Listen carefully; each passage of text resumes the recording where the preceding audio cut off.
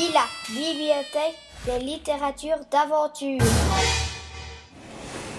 Poète, Mallet a appartenu au groupe surréaliste de 1930 à 1940.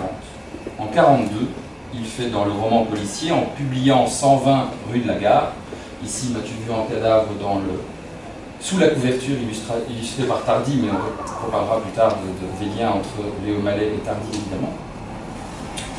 1942, dans le roman policier, une entrée fracassante, ce que d'aucuns critiques en tout cas appelleront une irruption, apportant un ton nouveau dans ce genre littéraire.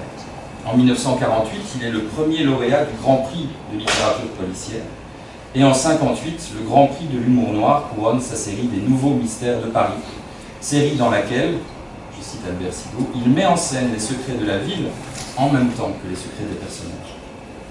Le héros central de Léo Mallet, que vous reconnaissez déjà ici à l'arrière-plan, dans l'adaptation un peu bourrue, un peu profil de boxeur qu'on a donné Tardy. Héros central des romans de Mallet, et je me base ici sur la présentation signée par Léo Mallet lui-même, c'est donc Nestor Burma, détective de choc, détective privé qui, il le dit lui-même, met le mystère knock-out. Personnage peu habituel dans le polar français, pas conformiste, individualiste, forcené, dans un monde qui s'uniformise, qui se standardise, qui se modernise. Un enquêteur privé, en général démuni de finance, il écrit finance avec PHY, comme Jarry, qui part le matin, ou plus souvent le soir, à la recherche de sa subsistance quotidienne dans la jungle de la grande ville. Spécialisé dans la découverte de cadavres, plus ou moins parvenus à maturation, en général encore frais, assez régulier, Burma arrive le plus souvent juste trop tard. Des Maccabées, il en trouverait, lui-même, dans une blague à tabac, celle-là même dont il bourre ses pipes coutumières.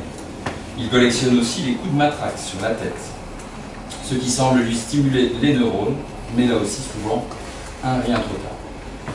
Burma n'est pas James Bond, occupé dans le feu de l'action à sauver le monde à main nue. Une décantation est nécessaire, et si parfois il parvient à éviter le pire, jamais il n'arrive à enrayer complètement les trop lourdes mécaniques du destin, les rouages cachés.